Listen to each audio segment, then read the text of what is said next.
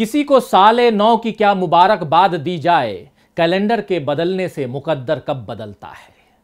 नमस्कार, मैं हूं राजीव और आप देख रहे हैं घूमता हुआ आईना। जी हां, साजिद साहब ने क्या खूब फरमाया है कि कैलेंडर के बदलने से मुकद्दर कब बदलता है। दरअसल शायरों की पैनी निगाह जिंदगी को बहुत बारीकी से देखती और समझती है, लेकिन आम आदमी के लिए तो पृथ्वी का सूर्य के चारों ओर एक चक्कर लगा लेना ही एक बरस बीत जाना होता है। इसीलिए हर साल 31 दिसंबर को पुराने बरस के बीतने और नए साल के स्वागत की तैयारी पूरे उत्साह के साथ की जाती है। दीवार पर लगा कैलेंडर उतार कर नया कैलेंडर लगा दिया जाता है। वक्त बदले न बदले तारीख बदल जाती है। वैसे दुनिया में साल 2021 का जितना बेसब्री के साथ इंतजार किया गया, शायद ही इससे पहले नए साल के लिए इतनी बेताबी रही हो। दरअसल 21वीं सदी का 20वां साल था ही ऐसा कि न उसे कोई याद करना चाहेगा और न ही कोई आसानी से उसे भुला पाएगा। तभी तो अमेरिका की जानी मानी टाइम मैगजीन ने अपने कवर पेज पर 2020 लिखकर उसे कट का बड़ा निशान यानी क्रॉस का बड़ा लाल सा निशान लगाया और लिखा कि यह सबसे खराब साल था। वैसे तो वक्त अक्सर गरीबों के लिए बुरा होता है। मध्यम वर्गीय यानी मिडिल क्लास के लोग जो होते हैं वो अच्छे दिन आने का इंतजार करते हैं, इसके फेर में पड़कर अमूमन गुमराह रहते हैं, जबकि अमीर लोग अपनी संपन्नता के प्रदर्शन से इन दोनों वर्गों की पीड़ा, लालसाएं और इच्छाएं बढ़ाते रहते हैं। उनका वक्त इसी तरह बीतता जाता है। लेकिन 2020 का साल सबके लिए ही तकलीफें लेकर आया। बस इसमें अमीरी और गरीबी के हिसाब से तकलीफों की मात्रा कम या अधिक रही और 2021 में हालात बदल जाएंगे, इसे लेकर खास उम्मीदें नहीं हैं। एक चर्चित मुहावरा है कि बस 19-20 का फर्क है, लेकिन ये 19 यानी 2019 और 2020 पर बिल्कुल नहीं लागू होता है, क्योंकि यहां 19 और 20 में जमीन और आसमान का फर्क हो गया, लेकिन 20 और 21 में अधिक फर्क नहीं रहेगा। आप में से कईयों ने देखा होगा कि बच्चों की मैगजीन में एक मजेदार खेल होता है अंतर ढूंढो वाला, जिसमें एक समान दिखने वाले दो चित्र होते हैं और उनमें मामूली अंतर छिपे रहते हैं। तो ऐसा लगता है कि 2020 और 2021 में भी अंतर ढूंढो वाला खेल खेला जा सकता है। कम से कम भारत के संदर्भ में तो ऐसा कहा ही जा सकता है, क्योंकि यहां पिछले साल की शुरुआत में भी जन आंदोलन देखने को मिला था। आप याद कीजिए, शाहीन बाग का आंदोलन, और इस साल भी शुरुआत में ही ये नज़ारा यानी जन आंदोलन का नज़ारा ऐसा ही दिखाई दे रहा है। तो आइए आज आईने की नज़र से हम कोशिश करेंगे 2020 और 2021 में भारत में छिपे हुए अंतर को तलाशने की कोशिश करते हैं इस आईने की नज़र से, और ये भी देखेंगे कि एक कोरोना के अलावा कितने और वायरस से देश को सावधान रहने की ज़रूरत है। तो चलिए शुरुआत करते हैं जन आंदोलन से। देश की राजधानी दिल्ली यूं तो हमेशा से सत्ता के कारण सुर्खियों में रहती है, लेकिन बीते कुछ सालों से ये सत्ता के उपजाए विवादों की वजह से चर्चा में रही। जेएनयू, जामिया मिलिया और डीयू में चले छात्र आंदोलन मोदी सरकार के कार्यकाल में हुए। पिछले 6 सालों में कभी किसानों ने आंदोलन किए तो कभी सैनिकों ने, कभी स्वास्थ्य कर्मियों ने तो कभी सफाई कर्मियों ने। हर आंदोलन को सरकार ने किसी न किसी तरह से खत्म करवा लिया या उन पर काबू पा लिया। लेकिन 2019 में नागरिकता कानून के विरोध में शाहीन बाग में महिलाओं ने जो आंदोलन खड़ा किया, उस पर सरकार का कोई जोर नहीं चला। जब दुनिया 2020 का स्वागत कर रही थी, तब भी दिल्ली की सर्दी में अपने साथ साथ देश के लोकतांत्रिक भविष्य को बचाने के लिए महिलाएं घरों की चौखट से बाहर निकलकर शाहीन बाग में बैठी थीं और सबसे बड़े बहुमत का दावा करने वाली सत्ता को ललकार रही थीं। उनकी ललकार सरकार को हिला सकती थी, लेकिन कोरोना वायरस और उस वजह से लगे लॉकडाउन ने सरकार को राहत दे दी। अब 2021 में दिल्ली फिर जन आंदोलन की गवाह बन रही है। इस बार मोर्चे पर किसान डटे हैं। नए कृषि कानून के विरोध में वे आंदोलन कर रहे हैं। सरकार इस बार भी अपना अड़ियल रवैया दिखा रही है। हालांकि किसान अब न सर्दी की परवाह कर रहे हैं, न बीमारी की, न रोजमर्रा की तकलीफों की और न सरकार की उपेक्षा की। किसानों का यह आंदोलन दुनिया में अपनी तरह का अनूठा आंदोलन है, क्योंकि न इसमें नेतृत्व का कोई एक चेहरा है और न ही इसमें किसी का स्वार्थ जुड़ा हुआ है। हजारों लोगों के एक साथ इकट्ठा होने पर भी एक अनकहा अनुशासन यहां पे लागू है, जिसके तहत भारत के किसान अपनी अटूट इच्छा शक्ति, सांगठनिक कौशल, रणनीतिक क्षमता, रचनात्मकता, संसाधनों का इंतजाम और प्रबंधन सब एक साथ दर्शा रहे हैं। यहां पर दुनिया में आगे कभी इस आंदोलन पर शोध अगर होगा तो शोधार्थी इन तमाम बिंदुओं का अध्ययन करके भारत के किसान की योग्यता पर हैरान होंगे। केंद्र सरकार ने तो पानी की बौछारें और आंसू गैस के गोले बरसाने से लेकर राजमार्ग पर गड्ढे बनाने तक सारे हथकंडे अपना लिए थे कि कैसे भी किसानों को निरंकुश सत्ता के किले में आने से रोक ले। सरकार किसानों को शायद उनकी हैसियत याद दिलाना चाहती थी, लेकिन किसानों ने एकजुटता के साथ सत्ता के दरवाजे पर दस्तक दे दी। मगर सरकार अब भी किसानों के साथ मोल भाव वाले अंदाज में वार्ताएं कर रही है कि हम 2 मांग तुम्हारी मान लेते हैं और तुम अपनी 2 मांगे छोड़ दो। दरअसल सरकार की मोल भाव की यह आदत उसी रणनीति, उसी राजनीति का सबूत है जिस पर चलकर भाजपा सत्ता में आती रही या सत्ता हथियाती रही। इस मामले में भी 2020 और 2021 में खास फर्क नहीं है। 2020 की शुरुआत में भाजपा ने मध्य प्रदेश में बड़ी चालाकी से कांग्रेस सरकार को गिराकर अपनी सरकार बनाई, जिसमें जरिया बने ज्योतिरादित्य सिंधिया, जिन्हें उनके समर्थक कुछ और विधायकों समेत तोड़कर भाजपा ने अपने पाले में लिया और कमलनाथ की जगह फिर से शिवराज सिंह चौहान मुख्यमंत्री बने। यही खेल राजस्थान में खेला गया, जिसमें लंबी पारी के बाद भी नतीजा भाजपा के पक्ष में नहीं आया।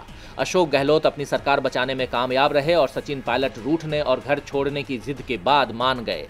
महाराष्ट्र में महाविकास आघाड़ी सरकार को गिराने की पूरी कोशिश भाजपा कर रही है, लेकिन यहां भी अब तक नाकाम रही है। 2020 में बिहार विधानसभा चुनाव में भाजपा ने दल बदल के साथ इस बार गठबंधन बदल खेल खेला और महागठबंधन यानी आरजेडी और कांग्रेस के कुछ साथी दलों को एनडीए में शामिल कर लिया। बड़ी मुश्किल से एनडीए की सरकार तो बन गई, लेकिन भाजपा के साथ जेडीयू के संबंध सहज नहीं हो पा रहे हैं। अरुणाचल प्रदेश में जेडीयू विधायकों को तोड़ने का जो काम भाजपा ने किया, उससे जेडीयू नाराज है और अब कयास लगाए जा रहे हैं कि आरजेडी के साथ मिलकर जेडीयू सरकार बना सकती है, जिसमें भाजपा सत्ता से बाहर हो जाए और उसे सबक मिले। यानी 2020 में बिहार विधानसभा चुनाव के पहले जो सवाल उठ रहे थे कि क्या भाजपा सत्ता में आएगी, वही सवाल 2021 में भी है कि क्या भाजपा सत्ता में बनी रहेगी।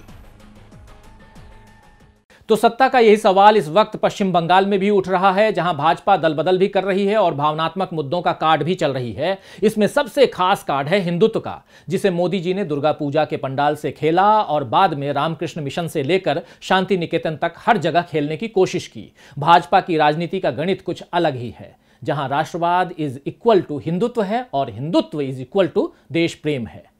2014 से 2020 तक देश ने हिंदुत्व और देश प्रेम का यही हिसाब किताब देखा और अब 2021 में यही देखने को मिलेगा, क्योंकि इसका इशारा मोहन भागवत ने कर दिया है। भारत में रहने वाले सभी लोगों को भारतीय या हिंदुस्तानी कहा जाता है, लेकिन पिछले 6 सालों में यह चलन भी बदलने की कोशिश की जा रही है।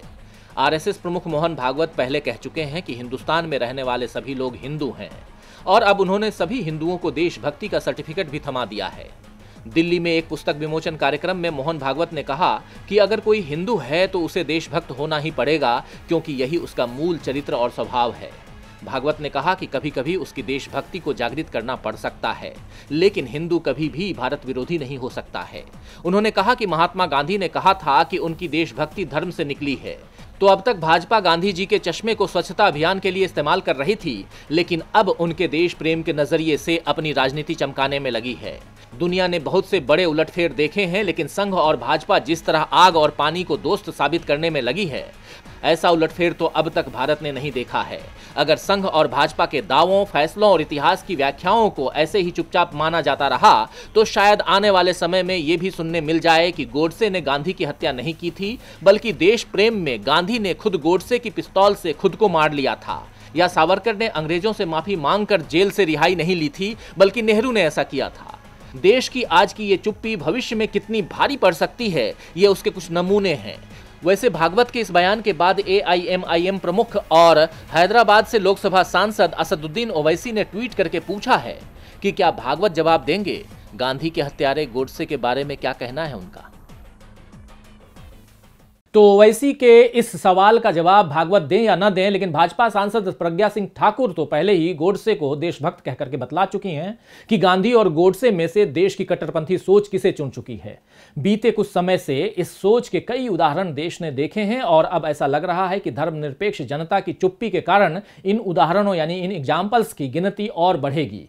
साल 2020 की शुरुआत में दिल्ली ने देश प्रेमियों और गद्दारों की मनगढ़ंत परिभाषाओं के साथ दंगे देखे, फिर कोरोना की आड़ में अल्पसंख्यकों पर नए तरह के जुल्म देखे और साल बीतते बीतते देखा कि 2 बालिग लोग अगर अलग धर्म के हों तो वो अपनी मर्जी से शादी भी नहीं कर सकते। ऐसा लगा कि देश में कोरोना के साथ चुप्पी का, डर का वायरस भी फैल चुका है, जिससे नफरत की महामारी को बढ़ने में मदद मिल रही है। इन सब के साथ अंधभक्ति का वायरस भी बड़ी चालाकी से फैला दिया गया है। लगभग 25 साल पहले भारत में एक प्रयोग हुआ था कि भगवान गणेश की मूर्ति दूध पी रही है। इस बात पर कितने लोग यकीन करते हैं, ये प्रयोग कितना सफल रहा, ये बताने की जरूरत नहीं। गणेश जी की मूर्ति को भारत ही नहीं बल्कि दुनिया के कई देशों में हिंदुस्तानियों ने दूध पिलाकर देख लिया। इस प्रयोग ने बता दिया कि धार्मिक आस्था के आगे तर्क नहीं टिकते हैं और अब धार्मिक आस्था को राजनीतिक आस्था में बदलने की शुरुआत हो गई है। यानी जिस व्यक्ति को देश ने बहुमत सौंपा वो कुछ भी करने को कहे तो लोग तैयार हो जाएंगे। इस बात का प्रयोग भाजपा ने कोरोना के बहाने कर लिया। प्रधानमंत्री नरेंद्र मोदी ने ताली बजाने कहा तो लोग सड़कों पर थाली लेकर निकल पड़े। उन्होंने घर में अंधेरा कर बालकनी में आकर दिया, मोमबत्ती या टॉर्च जलाने को कहा तो लोगों ने इसके साथ बाहर निकलकर पटाखे भी जला लिए। देश में लॉकडाउन के दौरान बिना साधनों के घर लौटते मजदूरों को अकल्पनीय तकलीफों से गुजरना पड़ा। कहीं वे रेलवे ट्रैक पर कुचले गए, कहीं सीमेंट मिक्सर में बंद होकर लौटे, कहीं साइकिल पर हजारों किलोमीटर चले, कहीं पैदल ही भूखे प्यासे बूढ़े माँ बाप और गर्भवती स्त्री के साथ चलते रहे। दर्द के ऐसे हजारों हजार किस्से और तस्वीरें चंद महीनों में देश ने देखे। इनके साथ बेरोजगारी और गरीबी की मार देखी। ऑनलाइन शिक्षा से वंचित रह जाने की पीड़ा से लाखों बच्चों को घुटते और तरसते और कई बार मरते देखा। लेकिन ऐसी खबरों और तस्वीरों पर समाज के बड़े हिस्से में कोई संवेदना नहीं जगी। संपन्न लोग अपने घरों में आराम से समय गुजारते हुए मीडिया की परोसी चटपटी खबरों में खोए रहे, जिसमें कभी तबलीगी जमात के बहाने अल्पसंख्यकों से हिसाब किताब किया गया, कभी मंदिर के शिलान्यास पर कसीदे गढ़े गए, कभी इस बात की खैर मनाई गई कि शाहीन बाग का आंदोलन खत्म हो गया और कभी ये संतोष जताया गया कि लॉकडाउन के कारण प्रदूषण दूर हो गया। और उधर मीडिया ने भी इस आत्म केंद्रित समाज की रंगों को अच्छे से पकड़कर उसी के मुताबिक खबरें परोसी। और भाजपा की सरकार खुश हुई कि देश के साथ उसके प्रयोग सफल रहे। सरकार को अब ये पुख्ता विश्वास हो गया है कि वे देश में मनमाने फैसले ले सकते हैं और देश को मनमानी दिशा में ले जा सकते हैं। तो सरकार अगर मनमानी कर रही है तो उसमें अंधभक्ति के वायरस का कितना बड़ा योगदान है, इस बारे में विचार करना चाहिए और यह भी सोचना चाहिए कि लोकतंत्र और मनमानी ये दो विरोधी शब्द एक साथ कैसे चल सकते हैं। वैसे साल 2020 में देश ने इस विरोधाभास को खूब महसूस किया है। लोकतंत्र का सबसे बड़ा मंच संसद इस साल मनमाने तरीके से ही चला। बहुमत की निरंकुशता लोकतंत्र पर हावी रही और कई ऐसे कानून बने जिनसे अब तक हासिल जन अधिकारों के लिए नए खतरे पैदा हो गए। हाशिए पर रखे गए तमाम वर्ग यानी दलित, अल्पसंख्यक, मजदूर, किसान, बच्चे और महिलाएं, सबके हितों और अधिकारों पर कोरोना के साथ साथ सत्ता और समाज की संवेदनहीनता की मार पड़ी। 2021 में क्या सरकार का ये मनमानापन और संवेदनहीनता खत्म होंगे या ऐसे ही बने रहेंगे? क्या कोरोना की वैक्सीन के साथ नफरत और अंधभक्ति के वायरस को दूर भगाने की दवा हिंदुस्तानी ढूंढ पाएंगे? क्या हम अपनी उस भारतीयता को बचा पाएंगे जो अब तक हमें सारे जहां से अच्छा बनाती आई है? इन सवालों के जवाब हमें तभी मिल सकते हैं जब हम ये समझ पाएंगे कि हिंदुस्तान कैसे बना और कैसे हमारे संविधान ने उसे अब तक बनाए और बचाए रखा। अगर ऐसा हुआ तो 2020 से 2021 अलग हो सकता है। खैर, फिराक गोरखपुरी साहब का एक शेर याद आता है कि सर ज़मीने हिंद पर अक़वामे आलम के फिराक, सर ज़मीने हिंद पर अक़वामे आलम के फिराक, काफिले बसते गए हिंदुस्तान बनता गया। तो आज के लिए बस इतना ही। फिर मिलेंगे खबरों के नए आईने के साथ। तब तक देखते रहिए डीवी लाइव। नमस्कार।